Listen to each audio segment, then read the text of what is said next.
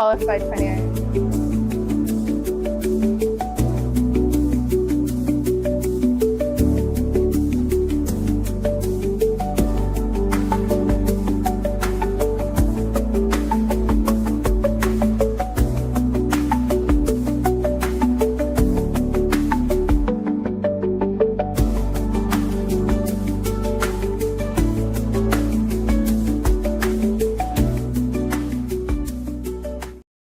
10 years to get into retirement. So what I say is if you are a transitioning or soon to be transitioning military family or transitioning in other areas in your life, if you're not a military family and you are transitioning, it's so important to prepare for that, even if it's, I didn't expect that it was going to happen. Because those are ways that, right, at some point in your life, you're going to transition out of the job you're currently having, whether you're an entrepreneur and you want to go from being a W-2 employee to having your own business, that's a transition. The more that we prepare for it, the better that you will land on the other side of it and through that, and you'll be more successful. You said down. Okay, so if you have a piece of paper in front of you, I have a few little prompting questions so you can do some work yourself while we're doing this. So what does financial independence and success look like to you? When we look at this question, take a couple seconds and like, what does that look like? The more detailed that we can be in that response, the better we are going to be able to reach that answer, that target. Are we on target to what we want to do? If I simply say, it means that I can do whatever I want with my money. That's not actually very specific. If they say, I want to be able to take a vacation that's going to cost this amount of money. I want to live in a house that I have purchased cash. I want to have no mortgage in this amount of time. Those start to be more specific. We can zone in and hone in on all of those details. Here's a question for you. How many think that financial independence or success may include, not that's the only thing, may include having a paid for house? No mortgage payment on a house in the future ever. That might be part of your financial independence or success. How many people are there right now? Don't be shy, because this is how you align yourself with people that are, no, thank you for raising your hand in the back. We bought our house cash last year. People tell me all the time, you can't do that. 10 years ago, we had nothing in retirement. Last year, we bought our house cash just down the street in New Braunfels, right? We don't have to worry about this in this life of this part of our transition, because for us, that was part of our plan. That's one thing that we wanted and we aimed for. So as we were putting together what we wanted and how we were channeling our money and our efforts, this is what was important to us. So as we look at that, the more you narrow it down, the more you get more detailed, the more likely you're going to get there. Wrong way. If I could listen to him and go down, it would be better. Okay, so who is in, which stage of life of your business are you in? Who's in the planning and designing phase? Thinking about it, ideation, hi, so I can see, because we got lots of people. Okay, great. Who's in the launching and executing? Launched it, executing it, still got some ways to go. Who's growing and expanding? We've got it down. Good, we got a good mix. Got it. Gives me a good idea of where we're going. Here's our little agenda. Seems pretty simple. Some facts. 1 in 5 adults are actively engaged in running a small business. If this happens to be a little more on the military side, I don't apologize.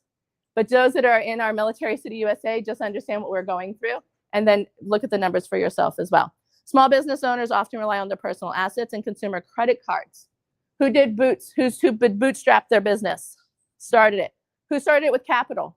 Started it and they were just able to go get right capital straight out of the box. Pretty much nobody, right? Because you have to have your business for 2 or 3 years producing something. Most of us have to bootstrap it to get there. Small business owners face unique challenges that impact both your personal and your business. Like Melanie said, I meet so many entrepreneurs that think that when I have my own business, that's going to solve my personal financial problems. It's not. It's just going to make whatever your problems were there that much worse. And if you were doing well before, you're going to do well. If you weren't doing well, you're probably not going to do well. I've done my business personally. I've always been in the black. I did a little side hustle. And I started my business. I had my free website, right? I did my Wix and I did my free website. And I was like, okay, let me get this going. And then I made a little bit of money and I was like, okay, good. I can pay this and I can buy that and I can do this. I've always run it in the black. I am a service-based business, so I'm not a widget. I don't need a bunch of capital. But I have a friend. I love her to pieces. And I asked her before I did that, I said, how much was it for you to make your first $100,000? And she said, $100,000. And I was like, I can't do that. My dead adverse self can't do that. Like, absolutely not. We're living on one income. Like, I can't like put $100,000 into this business that I don't know if it's going to work. Well, guess what? Where I am now, if I decided tomorrow that we were going to stop doing what we're doing and we were going to close up shop, I have my quarterly set aside. Everything else in the bank is mine. And I can literally walk away and I owe nobody anything.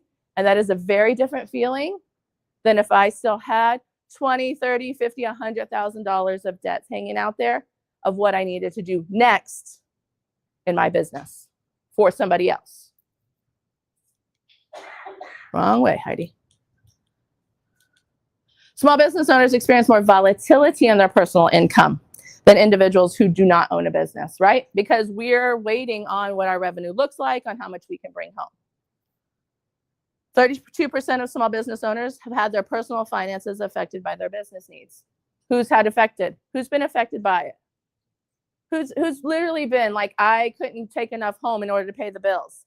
I can't, right? Like, I don't know if I'm going to be able to. I have a client I work with right now. I'm going to read his story here and his quote that he just sent me over the weekend.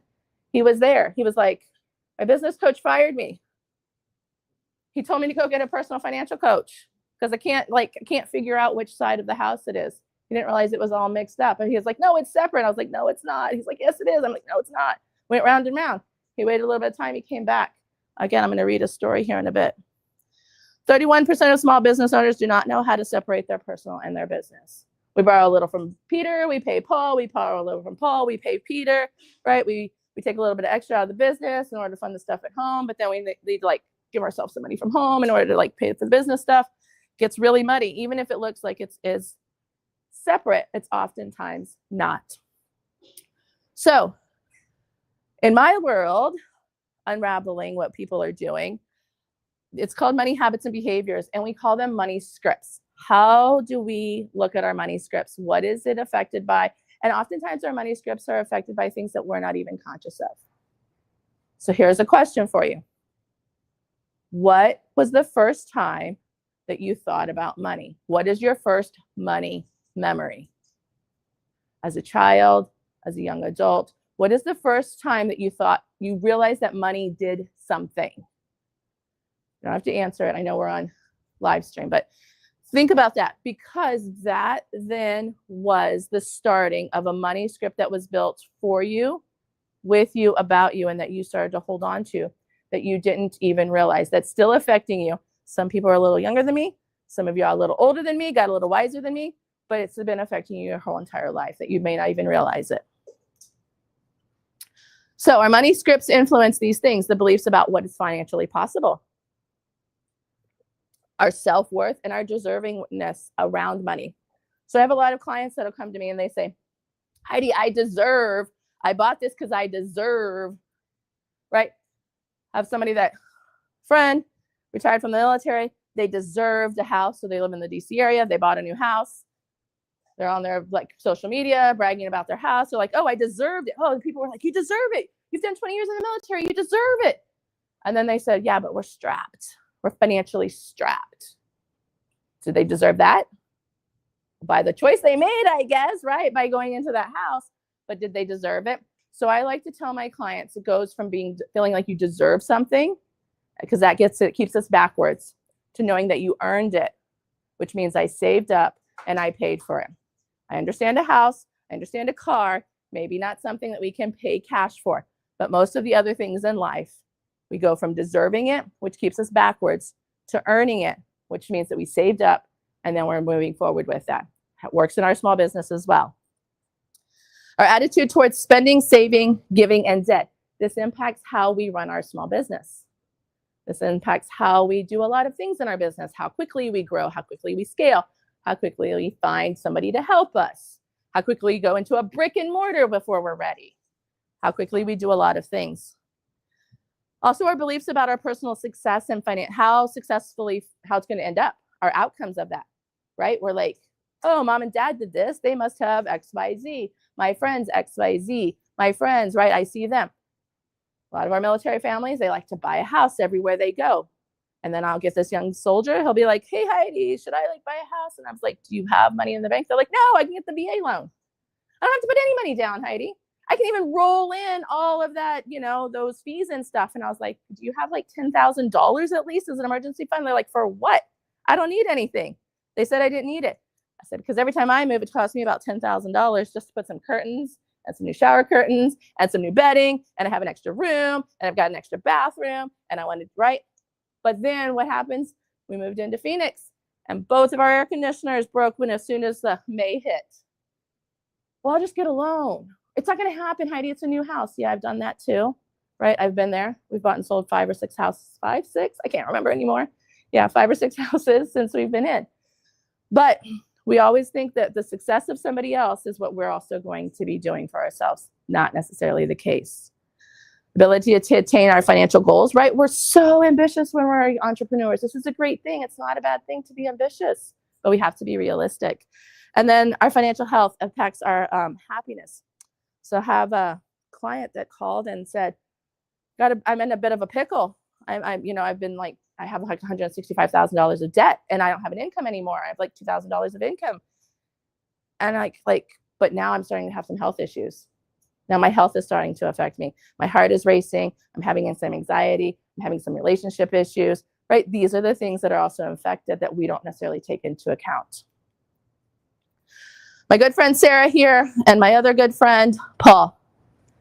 Sarah has an abundance mindset. Sarah's like, I've got some credit cards. I can put it all on debt. The money's going to come. I got a great idea. Do some marketing. I'll get it out there. As soon as I get it out there, the people will come. Maybe, maybe not. Paul, on the other hand, says, well, I got some money. I've been making some. I'm going to keep it here, though. I'm not sure that I want to pay for marketing. Not sure I want to pay for that extra thing. My business is kind of growing. Sometimes we get on the opposite ends of the extreme. We got to be a little more level-headed. How much do we actually put in? How much do we actually save? We got to really look at that, because if not, we're going to end up on either side of that spectrum. I just pushed the wrong button. Let's see. Nope. There we go. Again, your financial future is controlled by beliefs that you may not have even chose. Stories that we learned as a child. Sometimes I like to talk about stuff before I get to the slide, but it just reminds me that I did.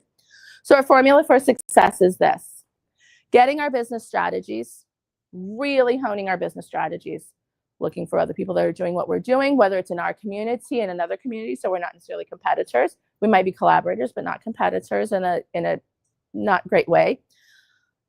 Money management. How much can we actually put into something? How much can our family really afford? How much do we need in order for our family to survive?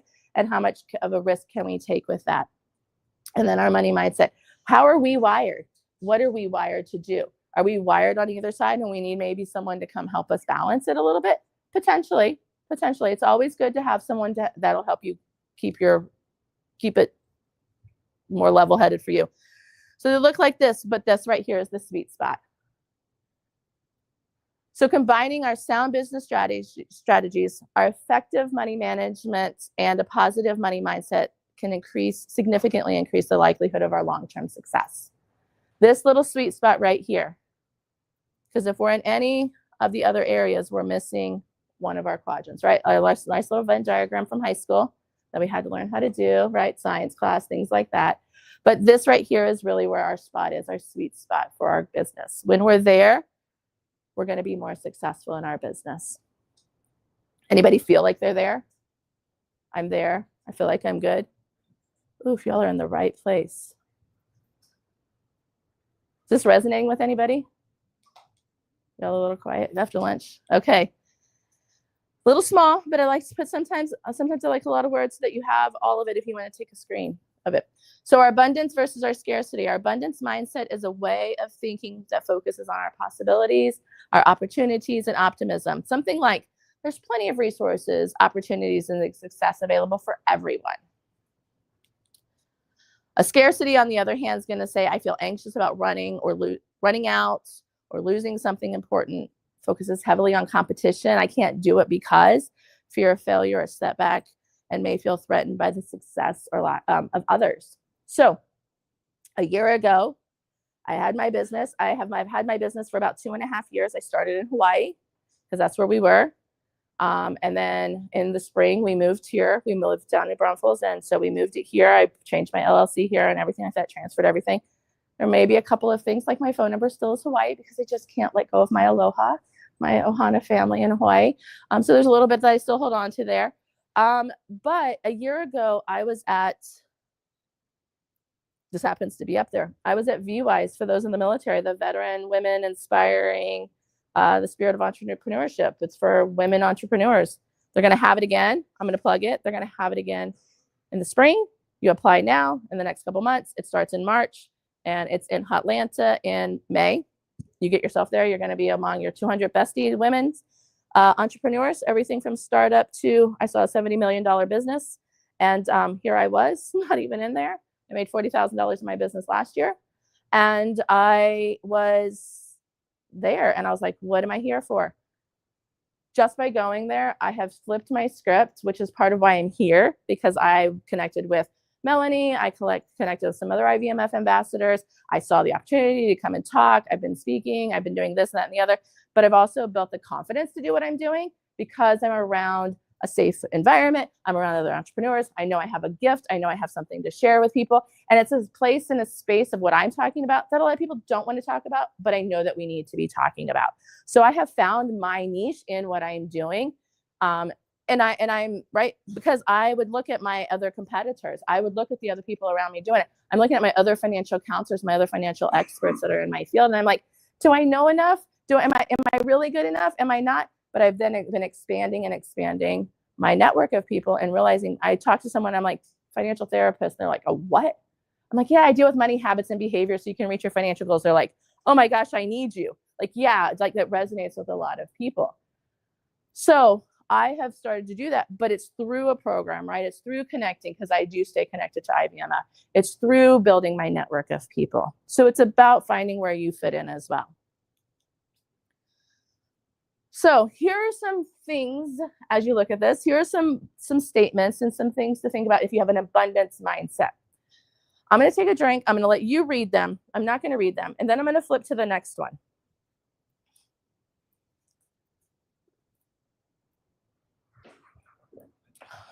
This one can be kind of scary because we're like, am I good enough to be with that person? How am I compared to that person? Am I really okay with them? But what if? Okay. Now read these ones.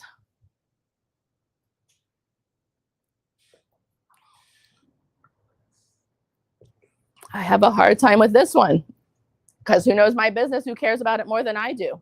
Nobody but my husband, maybe. He's second, but I still care about my tasks more than he does. I ask him to do something and sometimes he doesn't get to it because he didn't understand the importance of it to me. And I'm like, can you just please get this done? If it's about this big of a task, he's good. If it's about that big, he struggles a little bit. But I love him. I'll keep him. He's free labor right now. Actually, I've started doing some interning for this as well. I've had some interns in order to see how well I do with other people. My interns, they get me mentoring them. They are usually financial counselors. They need some hours. They need a mentor to help them. They're earning some hours so that they can go on to be a financial counselor. I pour into them. They're doing some things in my small business in order to help me. And so it's a win-win, but it helps me to figure out how much can I trust someone else to do. What part of my business can I trust somebody else to do? So again, these are kind of small, but if you can see, figure out which side of the house that you're living on more. Are you living more on the abundance side? Are you living more on the scarcity? Are you living somewhere in the middle? If you're somewhere in the middle, it's a good place to be. If you find yourself mostly in abundance or mostly on scarcity, You might need to do a little bit of a check-in. Anybody on the abundance side? I'm way abundance. I'm super hopeful. I'm super mindful. Yeah? A scarcity. Who's on the scarcity side? I'm kind of scared. And who's in the middle? And who didn't answer? Everybody else. You saw that, right? They thought I wasn't going to check. Some more statistics. Sometimes we like statistics. We like numbers. So I like to add these in here. 82% of small businesses fail due to cash flow issues, which may include inadequate cash management and a lack of understanding. They fail because they don't understand it. 54% of small business owners feel they had a good understanding of financial management or literacy before starting their business. I find some small business owners and I say, are you doing your quarterlies? And they're like, my what? Like, I'm talking about like bootstrapped, we're just getting the business going and they have a little bit of income and they're like, my what? I was like, your quarterly estimates. They're like, I don't know what you're talking about. And I'm like, whoo, we're missing a little bit of this. Yeah. Right. If you don't even know what quarterly estimates are, we might need a little bit of literacy. Start asking some questions. I think this is actually a lower amount, but maybe just the ones that come to me. 14% that they had limited or no financial literacy prior to starting their business. I actually think that's a higher amount. Maybe it's, again, just the ones that are coming to me, but I think a lot of us think we know, but I'm not sure that a lot of us really genuinely know. 38% of small business owners use their own money to fund their business when cash flow is low. And 38% turn to credit cards when cash flow is low. So I went to an event, and there was a girl, and it's one of those bless your heart situations. And when I say bless your heart, y'all are already know, like, right, what does this mean? Bless your heart. It was a bless her heart situation. She was in a presentation, and it was about getting capital. One of those ones where the bank comes like, oh, we can give you money. Maybe, we're not sure. So she said, can you help me? My credit cards are maxed. I have a kiosk at the local mall. My credit cards are maxed. I can't get another credit card. I don't have any money in the bank, but I just need a little bit more money in order to make my business work.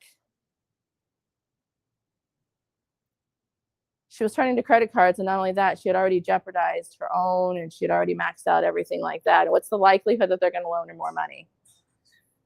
Probably not very likely, right? And the presenter was actually really good, and she was like, sounds like you're a little stressed, a little stretched. I'm not really sure. And she was like, but if you just give me more money, then I will go into more debt, have more problems. I mean, answer the question, right? She just didn't understand it because she had this abundance mindset. She had a fanciful idea, but whatever widget she was selling at the kiosk at the mall was not selling as what she thought it should be selling. But if she just had a little bit more money, it might sell. It would sell. But she was just digging herself. And then she's like, I'm starting to struggle with paying bills and paying my family, taking care of my family. So I need more money to borrow. This is how, though, it manifests in our business. Undercharging, over-delivering, or working for free. Anybody done these things? Right? I don't know how. I'm going to give a discount. Maybe just this once. Maybe I won't. Maybe I will. I'll just do it over here for free because then maybe somebody else will hire me the next time. Stagnant or plateaued income. And when I say this, I don't mean that we have reached where we want to reach in our income. I mean that, like, if we want to keep growing, we're not growing anymore. That sort of a thing.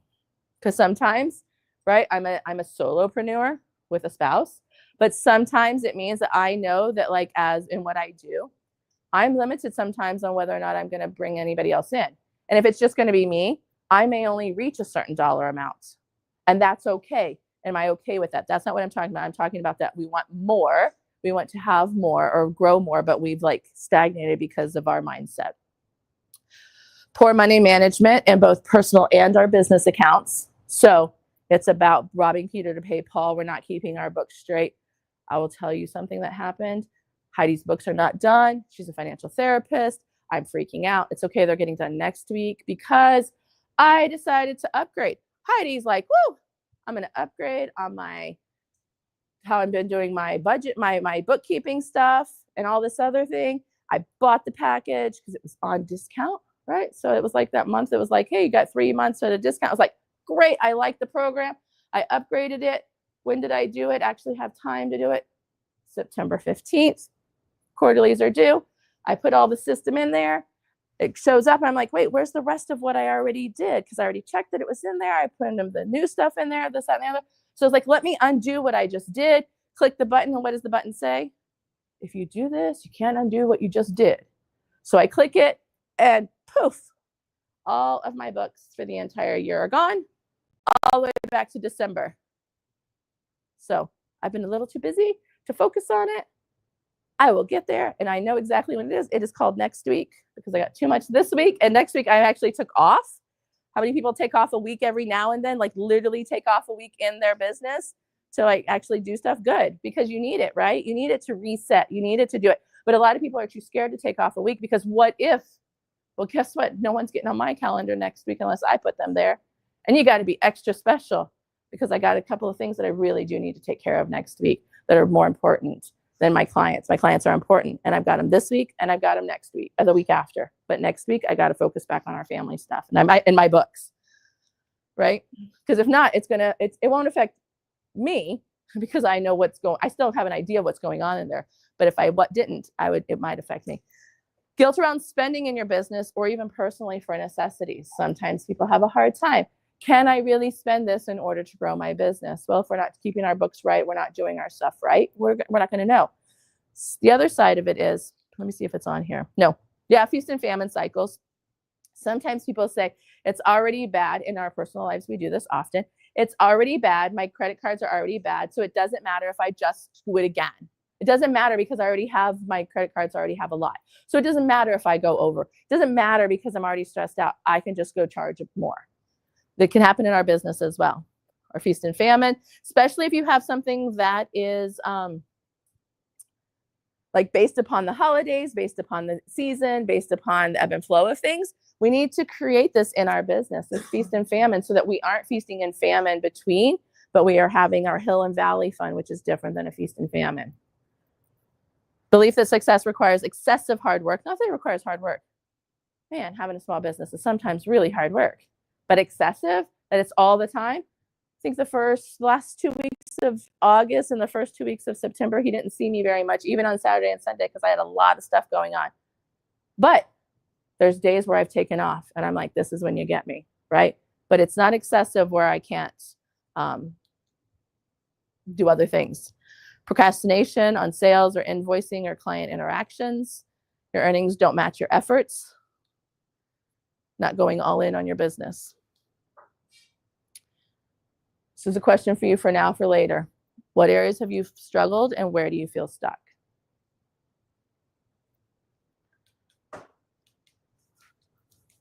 There we go. Here are some habits for entrepreneurs. Let me check the time. Okay, good. Self-reflect. Assess where you are financially and where you want to be. You have to know your numbers.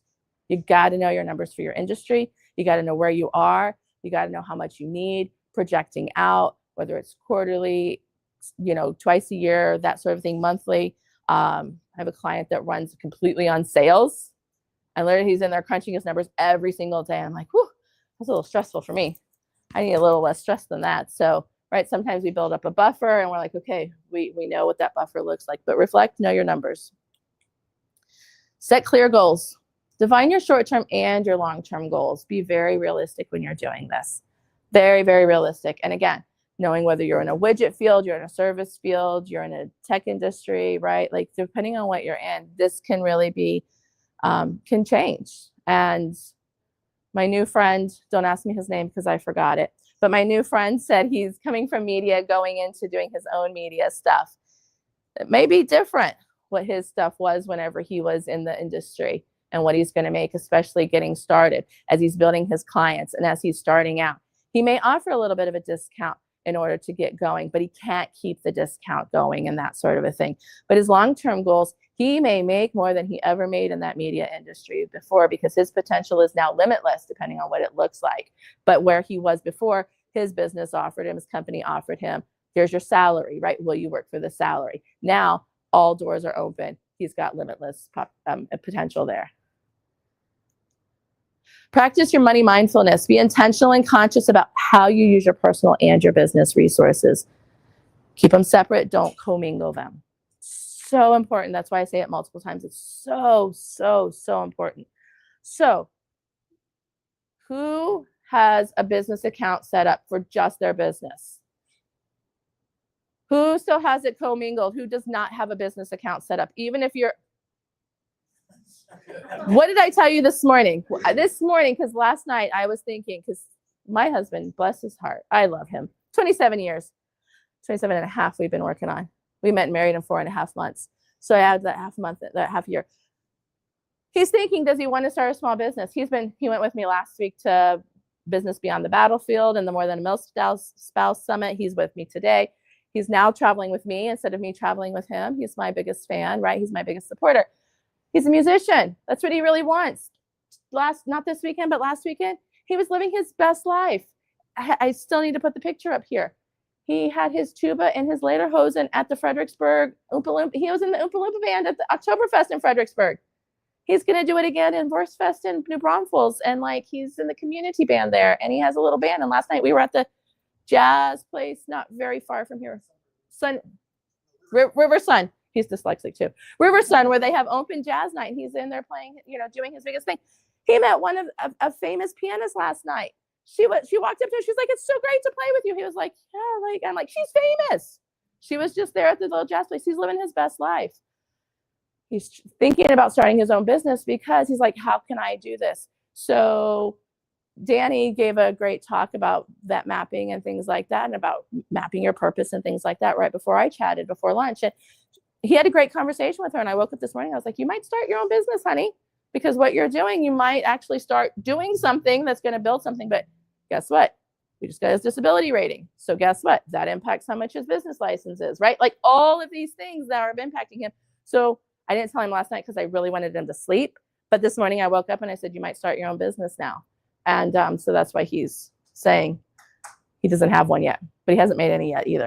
A couple bucks here or there. Okay. Change your own thinking, change your life. Your old thinking might be, it's hard to get clients. Your new thinking could be, finding clients may be challenging. So I'm learning and implementing new tools to find my clients. I said it earlier when I started, I was in this little bubble of people when I first started doing what I'm doing, and it was all military connected financial counselors. My bubble was about yay big, right? And we're all like, just like, it's like being in that machine where you keep like hitting each other in the kinetic energy, but you like keep hitting the same people kind of a thing. And I had a friend 3 years ago next month, Rachel, and she said to me, we were at a conference, and she said, how many people do you have on LinkedIn? And I said, I have 67 people. I thought I had a lot. And she said, you need to get to 500. I was like, oh, she's like, when you get to 500, it's going to be great. Well, while I was with her, she actually got a call. She does what I do. She's in a different niche than I am. She got a call from the CMAs, Country Music Association. Yeah, those people called her and said, we want you to come help us with our gig-based people to teach them about financial counseling. I was like, what? This is somebody I need to align with, right? She's not even a military spouse. She's a financial counselor. So I started building. How many people have over 100 people on their LinkedIn? You have over 100, honey. He doesn't have that many. He hasn't been building it. How many people have over 500 on their LinkedIn? How many people have over 1,000? I have 1,100, so I'm going to put my hand down. How many have over 1,500? These are the people to be connecting with, right? 2,000. How many? 10,000? How many do you have? 8,900, right? How many do you have, Henry? 4,300, right? Because when we're on LinkedIn and we're actively doing stuff, that's why I did the picture before, right? You can tag yourself, come on and say something, because we are influencing and helping each other in our space. Whether we're military connected, that's our thread that's connecting us, whether we're entrepreneurs. But the thing is that I can tell you, like Melanie, we're having a great conversation earlier. She's like, oh my gosh, I can see you helping over here. Right? Somebody else is like, I can see you helping over here. I'm like, oh my gosh, I need your resource because I have clients that need XYZ as well. When we come to these events, when we're around entrepreneurs and we're building up, especially our military community, it's a way to then project our voice and to share their voice as well. This is where these kinds of things can happen. This is where we can change our money mindsets. Stay accountable, lean on your tribe. Lean on your other entrepreneurs. It's part of why you're here. Whew, I do not do that. You do not have to do that anymore, honey. Okay. So now that we're reflecting, what ways do your money mindset and your money management influence your behaviors and decisions, both in your businesses and your finances? As you're going through the week, as you're going through the next few weeks, think about this as you're making some of those money decisions in your business. How are they impacting one to the other? What fears or anxieties do you have about money? Write them down, acknowledge them, see how you can overcome them. See what challenges that you may have personally, and then find a place, a space, a safe place or space to be able to talk through, walk through those, and to be able to address them. Because if you don't acknowledge that they're there, you're not going to get through them, right? You're not going to be able to overcome them. And that's the goal. Because if your goal is to grow and expand and project your voice with the purpose that you have in this space of being an entrepreneur, then you've got to get through some of these things. Identify the message that you heard about money growing up. Sometimes we do need someone to help us with a little bit more work of that. This is how I felt. This is what it was. How do I get through that? How do I how do I overcome it? Not how do I get over it, right? It's how do I work through that to put it in its perspective so that we can get past this. Find real world examples and evidence that challenges your limiting money beliefs. I will tell you that last week I was talking to military spouses, and I was talking about your self-worth is not your net worth. That was the conversation last week. And I come from 4 generations of transgenerational financial trauma. 4 women in my family, my mom, my grandmother, my great-grandmother, and my great-great-grandmother all experienced financial trauma. I've had to overcome that in order to be where I am today, in order to be even speaking here to help you to also overcome that. Replace your scarcity-based thoughts with abundance and affirmations. Sometimes we start right with an affirmation journal. We start with those things that we're telling ourselves. Start with those, even if it's daily, weekly. Look at them, pay attention to them. This is a good picture. If you're a picture taker and you want some affirmations, this is some good affirmations to help you focus. My business is a solution. It's truly a solution to someone's problem. That's why you're doing what you're doing, right? That's part of what we're told as an entrepreneur. What is the problem that you're here to solve? And I am equipped to serve the clients. Again, if I'm just focusing only in my little small community of military money experts, I can still have a voice when I go out and I project it. This is the first speaking event in my new community, right? Like we've been here since April and now in New Braunfels, or up in New Braunfels. Yeah, we're north. Up in New Braunfels, this is my first local community event that I'm speaking at. The first time I'm actually out in my community saying this is what I do. Because frankly, I haven't had capacity. I moved, my husband's retired, we don't even have our household goods. So if people know what that looks like, I have 16 crates sitting in California. They should have left tomorrow in order to come, right? Like this is the reality. I finished a contract. I had another contract. The beginning of September, I had 45 sessions in 7 days, right? Like I haven't had capacity to be in my community, but now I have a space where I'm like, okay, some of the things from my commitments from before are shedding off, and now I have space. I have a community to serve as well, whether it's just in New Braunfels, whether it's in the greater San Antonio metro area, San Antonio or Austin, and in the rest of the world as well. I have a space. I have something to solve for people. Every step that I take moves me closer to the success and impact that I can achieve. I'll trust the process, honor the journey, and celebrate the growth in every season. I was told like 3 times no that I couldn't go talk somewhere. And I saw this opportunity. I was like, maybe I can talk here, right? Just because we're told no in one capacity or another doesn't mean that it's always no. Reach out the next time. Reach out the next time. Try again. My business is a blessing to me, my family, and the people that I serve. My father-in-law, who may be watching live stream, hi Gary, if you are, he is my biggest fan besides my husband. He tells the people, he is my biggest fan. That just warms my heart because I know that I can chat with him about it. Was yesterday Sunday? Yeah, we had 2 days ago. 2 days ago was Sunday. No, today's Monday. Yeah, it was yesterday. We had them over for brunch. I'm like, when?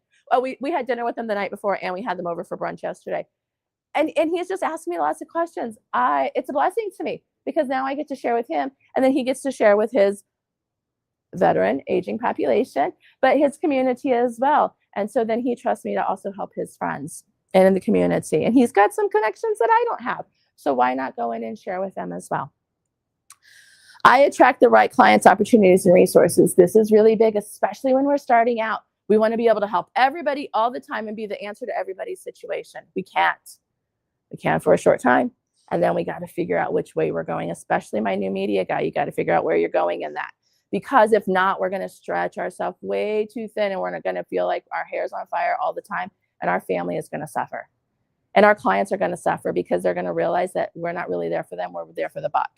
And we're not there for the buck if we're really there to solve the problem and be in our space that we're supposed to be in. I'm confident my money decisions today are going to benefit me personally and in my business in the future. Having a plan, figuring it out is really important. Here's your action plan. Just one. Just one. What is one money belief that you need to challenge, that challenges you today? Write it down. Write an empowering statement. And consider what supportive evidence or real-world examples can support your stuff, your decision. Here it is. Here's an example. I have to work too hard to make good money. The new one is I can have a work-life balance and make good money because my clients need my services and are willing to pay for it. I have done the research and preparation to know that what my clients need and what they can and should pay for my services. Guys, I teach people how to do better with their money.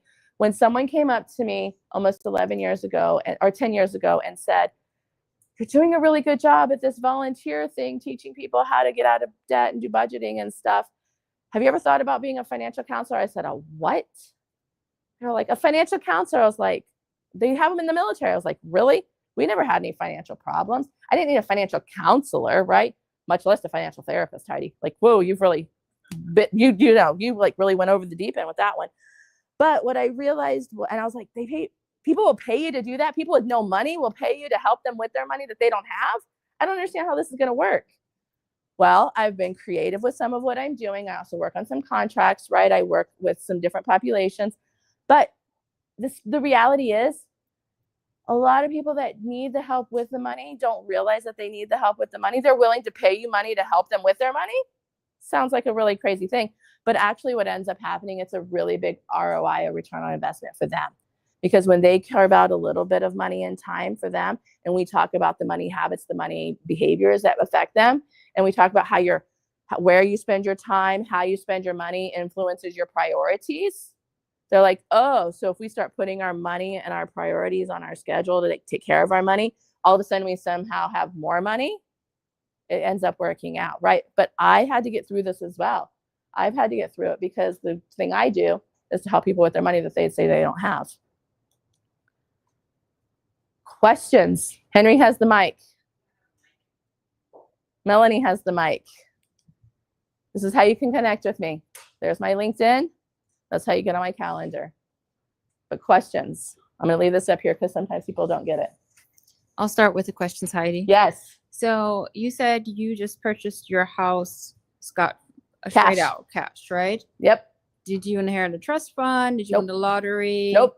What were some of the things, maybe 3 key things that you applied that helped you get there? Yeah. So 10 years ago, we bought a house. The first one was in 2002. We bought a house. We made some money on it. We sold it 3 years later. We bought another house. It was kind of stagnant. The next one was kind of stagnant. The next one we made a little bit on. So then we ended up with, and I'll say the numbers. I talk about numbers all the time, right? We had about $150,000 10 years ago. And we were literally, those military friends of mine will understand this. We were literally driving down the road between here and Houston. And we were talking to a new advisor. I didn't even know what an advisor did. And we said, we have $150,000. What do we do? We had not started retirement. We did not have a TSP for those, 401k. We had no retirement plans 10 years ago. And the guy said, how do you want to be invested in? We were like, it's going to be in there for like 3 years. And he's like, oh, like not very, and we're like, okay. And Jay said, heavy investment, like all chips on, I don't know what color, but like all chips, like super aggressive. And I was like, yeah, like maybe a savings account would be good where we know we have some going on. And so we literally split the money in half, and then we did that. And the market dropped immediately. And I was like, yes, mine didn't drop as far, right? And his was like, oh, maybe when we got done with that and I learned how to do this, right? So shortly after I started learning how to do what I do, his went up more than I did because he was more aggressive. And the 3 years turned into 4 years, turned into 7 years, turned into 10 years. Because we started in Germany 3 years ago or 10 years ago, and then we ended up an extra year. Then we went to Japan for 3 years. So we're like, well, it needs to stay in there. And then last year we were like, we're just going to look for a house. We're just going to look through the neighborhoods. We already know we want to live in the New Braunfels area within an hour. And we looked at the money that had grown, and that 150 had grown to about 280. And we were like, that's our budget. And so that's what we did. So in New Braunfels, the average house right now is about 330. We bought a house that's 280. Needs a little bit of help. Doesn't need a lot, besides the $8,500 plumbing bill that came last month, but that's okay. But we stayed within what we knew that we could afford so that whenever he retired, he didn't have to retire. So it's about projecting out, right? We took the risk, we took part of the risk and that sort of a thing. But also that was where we also then, when we spent the rest of the money that we had, or we added money to the pot, that was our focus. So that's what we wanted. We wanted to buy a house cash because we knew we could afford, we could deserve a house, but that's not the lifestyle that we wanted to live in retirement. We wanted to make it so that he could live his best life and be his Oompa Loompa guy.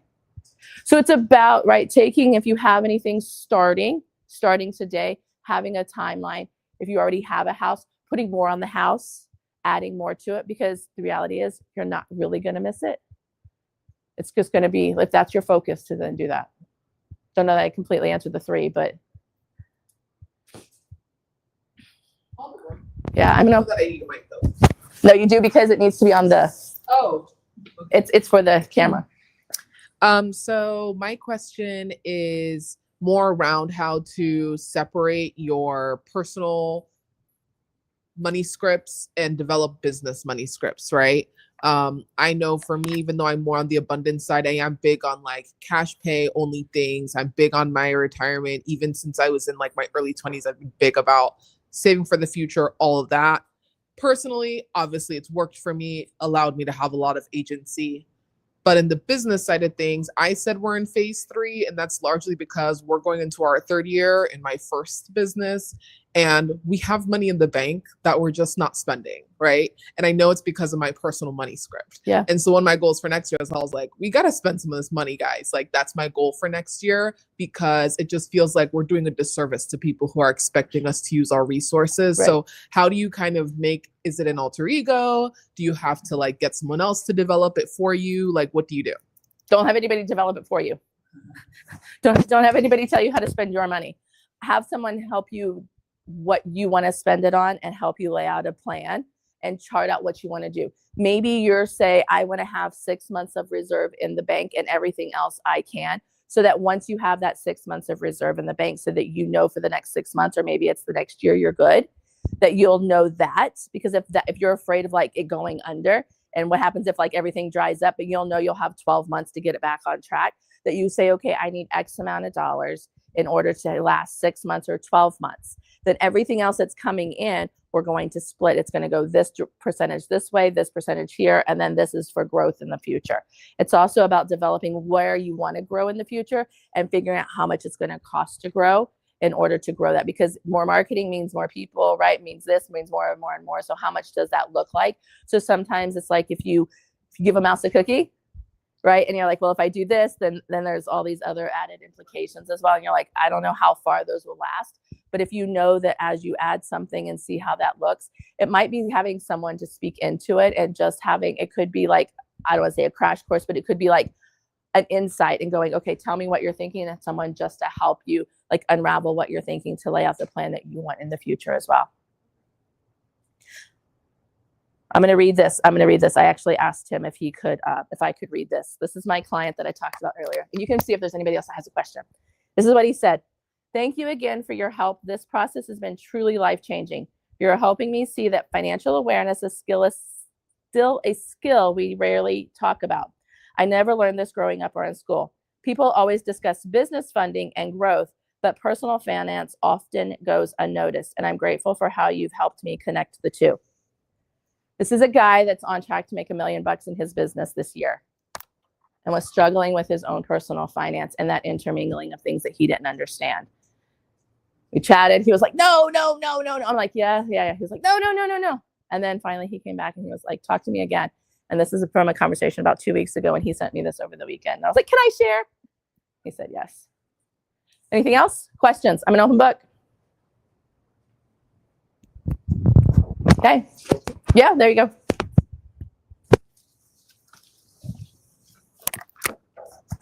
How are you doing? It was wonderful to hear from a financial therapist because I work with a number of businesses.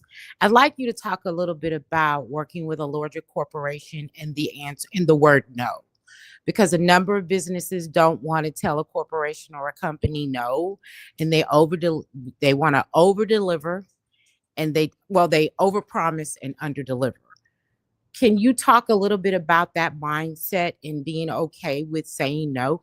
Yeah, I actually can from a very personal perspective. So part of the reason I went into private practice and I started my own business and do my own contracting consulting that I do is because I didn't want to work for a contractor that actually did do that. So it's interesting you asked the question because it's very personal. I can feel it in my blood right now. But it's very personal to me because I see this in the government. I see this in the military sector. What happens is this. How many of our family, our people are military connected? How many are not military connected? Okay. So I have to just think about this. So this is what happens sometimes. So our wonderful, whoever it is, it's not just in the government, but this happens to us as military spouses. And Mamie talked about it a little bit earlier this morning. So what happens though sometimes is, right, as military spouses, we're following our military member, or even if you're in the civilian sector and you have a job that moves around, you might be following your spouse around in the community. And so what happens is, like, my career, if I were to have one, I chose to be a stay-at-home mom for most of my life. But as a military member, when I went to work, my jobs were limited because we were also overseas, right? Or we were in a community. But then what happens is they're like, oh, you're a military spouse. Oh, you need a job. Oh, this is the price that you're worth. Oh, and you didn't have any experience. Forget the fact that I set up 2 balls and I did this and I was like a professional volunteer and all these other things. But they're like, wait. So what happens sometimes is, in my specific situation and why I didn't go to it, I wanted to control my hours. I wanted to control my time. It was his sunset tour in Hawaii. Hello. Like, I wanted to be working 8 to 5 whenever we could learn to live on one income during there.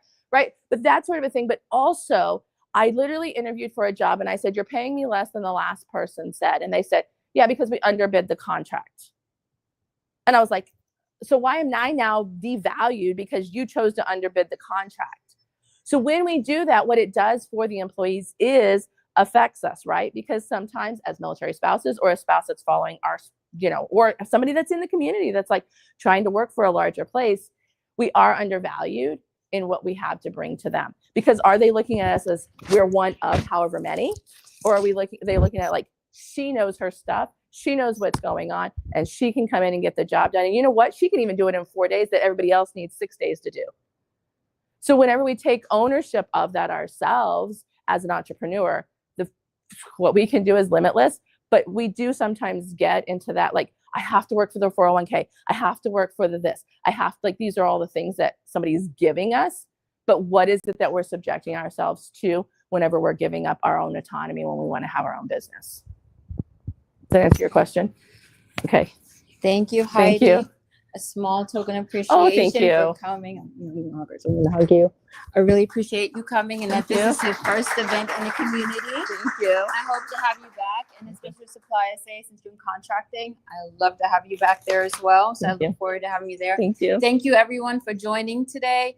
We will be back tomorrow at 9 a.m. But before you leave, go back there and support a military spouse small business. Mamie Alpac Media. She does the wellness-inspired stationery. Go by there, see her before you leave.